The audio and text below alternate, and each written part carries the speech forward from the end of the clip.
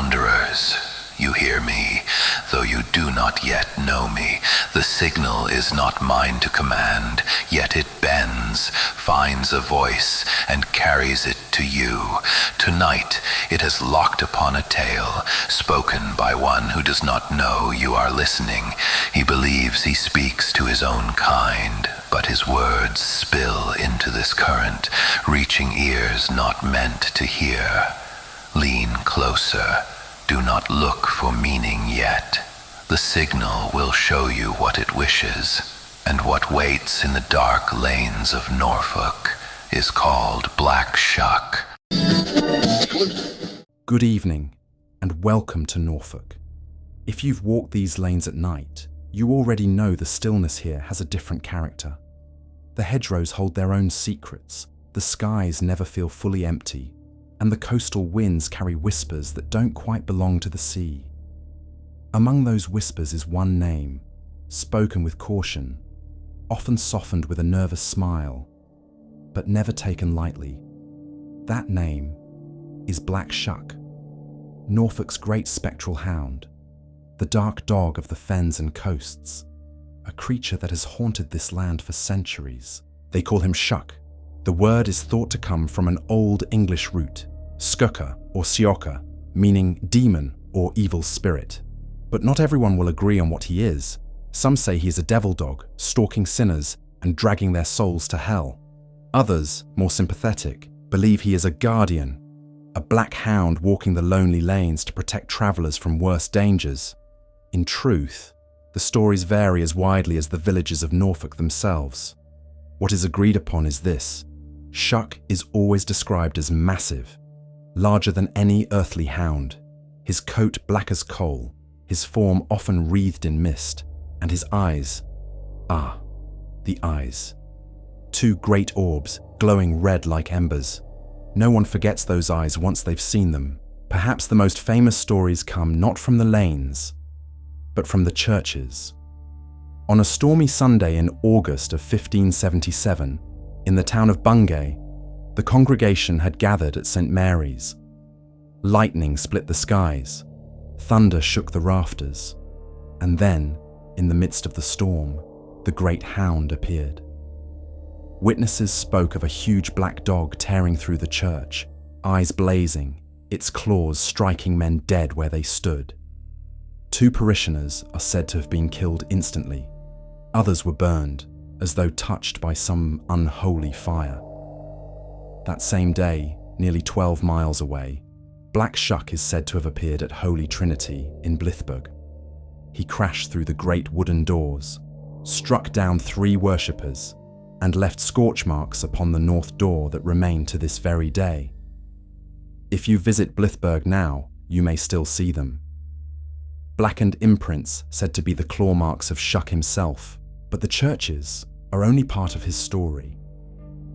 Ask the older folk in villages across Norfolk, Hemsby, Overstrand, Salthouse, and they will tell you of Shuck on the coastal paths. His form walking beside them in silence, keeping pace no matter how fast they moved. On the dark fen lanes near Diss or Thetford, he is known to appear without warning, silent as mist. A traveller may feel suddenly they are not alone. The sound of heavy paws behind them, the soft growl that rumbles low in the night. And along the cliffs of Cromer, some fishermen swear that when the fog rolls thick, they have seen him pacing the headlands, watching with those red eyes, his form half dissolved into the sea mist. There are those who believe his appearance is an omen of death, that to see Shuck is to mark a grave within the year. But others, and this is worth noting, will tell you Shuck guided them, that he walked the lane ahead, his glow marking the way until they were safe within their own door. Protector or predator. That has never been agreed. Black Shuck has lived in the imagination of Norfolk for over 500 years, yet he is never quite the same creature twice. To the frightened farmer on the fen, he is a devil dog. To the lonely fisherman, he is a warning against the sea. To the child walking home in the dusk, he may be a guardian shadow. that is the strange beauty of this legend. Shuck is not one tale told many times, but many tales woven into one great presence. Norfolk carries him not as myth, but as memory, and Black Shuck is not alone in this country. Travel to Yorkshire, and you may hear of Barghest, a spectral dog whose appearance spells doom. In Lancashire, they whisper of Skriker. In the West, they know of Gwilgi, the dog of darkness, and in Scotland, the Coo Sith, a green spectral hound, stalks the high moors. But in Norfolk, there is something about Shuck that feels different.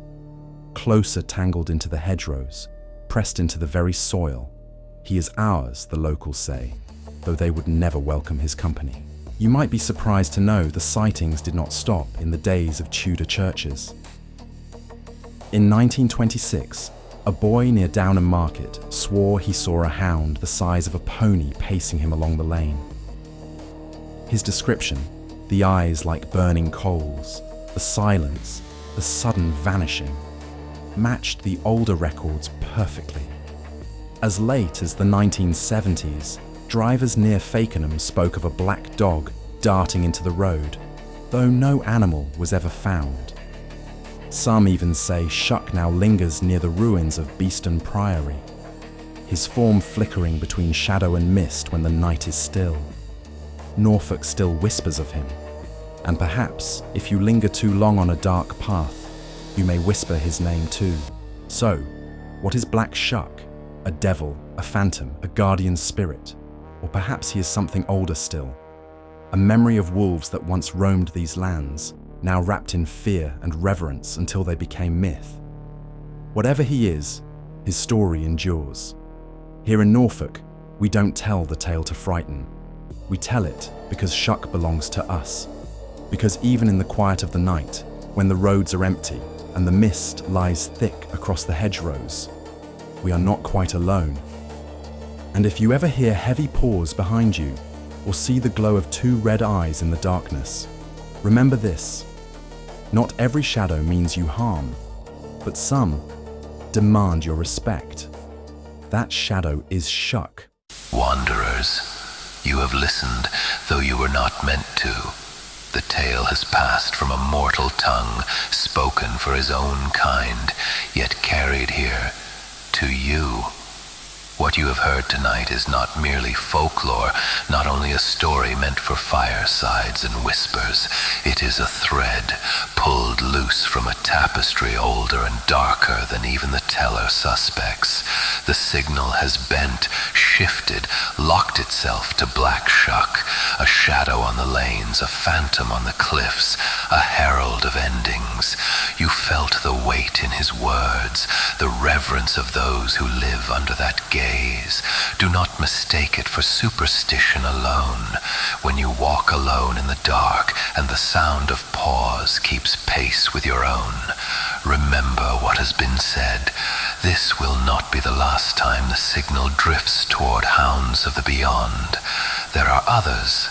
In Ireland they call it the Dullahan, a rider with no head whose steed burns with the same fire. In the Americas, whispers tell of the skinwalker prowling with borrowed shapes, each bound by shadow, each known by the sound that follows you when all else is silent. The signal has much yet to reveal. You need only lean closer until it finds you again. Do not seek the dog with burning eyes, for if you see him, he already knows your name. This broadcast fades, the current drifts, the signal will return.